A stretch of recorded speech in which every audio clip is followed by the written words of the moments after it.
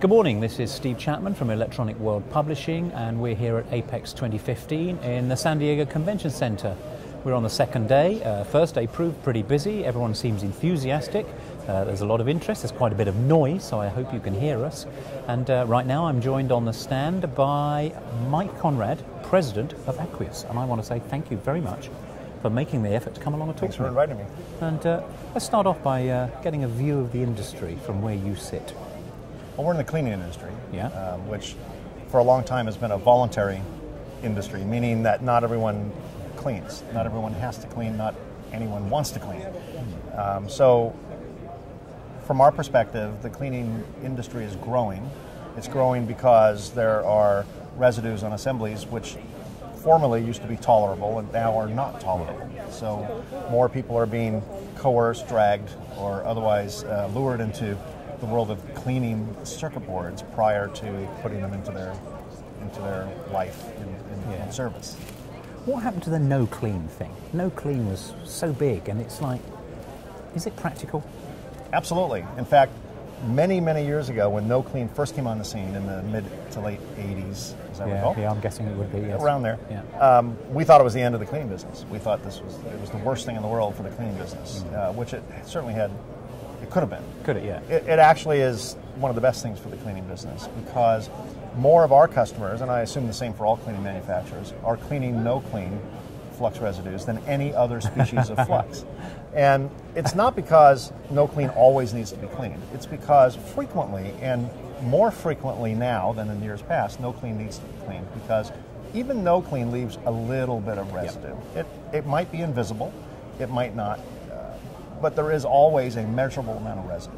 And many boards today, because of their life expectancy, because of the environment that they're going to be placed into service in, find that little bit of residue not tolerable. A few years ago it was more tolerable, now it's less tolerable. So rather than changing flux species, we see a lot of contract manufacturers, for example, running everything no clean and cleaning what needs to be cleaned. Yeah, so it's the movement of the goalposts, really. Yes, driven exactly. by the assemblies, driven by the application for those assemblies and things. So that's true. Pretty good. So in Aqueous, you've had this thing which I'm familiar with is how clean is clean, and it almost sounds like it is a science. It would be rude of me not to say it's a science. So tell me a little about that. It's a science, and talk about moving goalposts. It's moved tremendously, but it's moved unofficially.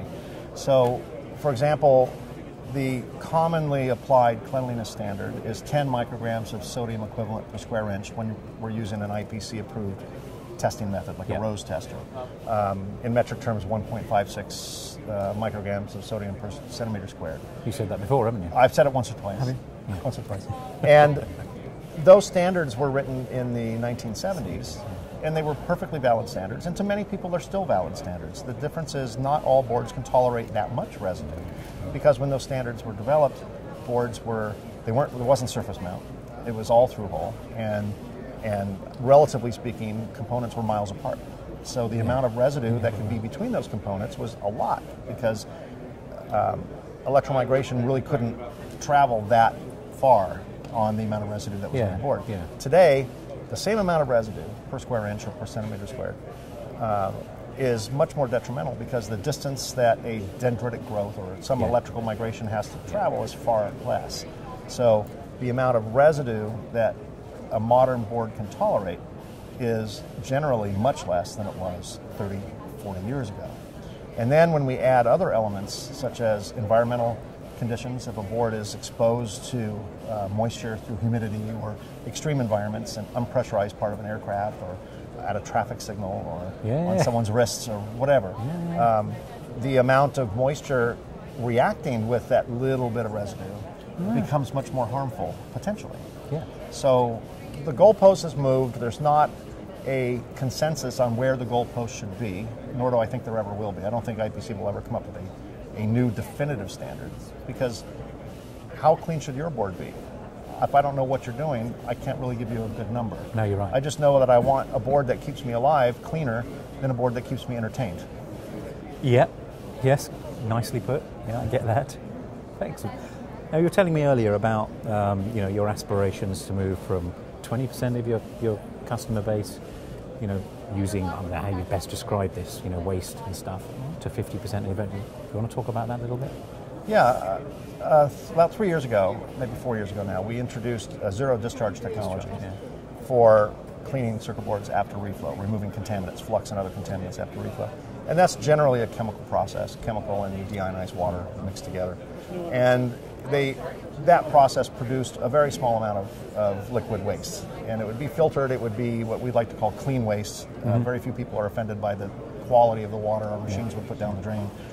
We found, though, that there are some obstacles to cleaning, that many manufacturers have realized that their boards are more reliable if they clean them.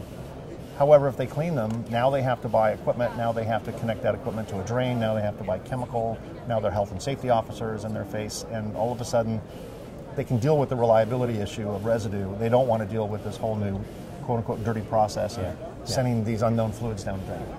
So what we have been striving to do is to reduce that barrier to cleaning by reducing the cost per clean assembly and doing it in a way that doesn't solve one problem by creating another. So we make boards more reliable, problem solved. We now send mysterious fluids down the drain, and the city, municipality folks come knocking on their door, and now they have another problem. So we transfer problems from department to department. So our goal, beginning about 4 years ago, was to eliminate that whole concern from the argument. Have machines that have no drain, can clean any type of contaminant from any type of alloy, and not even be connected to a drain, not even have to be connected to a dedicated water source. And we started that process 4 years ago, and about 4 years ago, 10-15% of our client base was running zero discharge. 2 years ago, 20% of our client base was running zero discharge. Last year, 2014, 50% of our customer base is running zero discharge. Some because they care about the planet, some because they have an environmental consciousness. Some because they are afraid of what happens if they put stuff down the drain, fear of liability. Some because, well, it's really not much more expensive, why not? So regardless of the motivation, we're seeing more and more people become green while improving the reliability of their circuit assemblies. Kind of the best of both worlds. Because they can, as we said. Quite simply because they can. Because they can, and it's really either no more or very little more. Why wouldn't you? Exactly. So our goal as a corporation is within the next 2 years to have all of our machines no drain, driven by the customer's choice, not by mandate from us.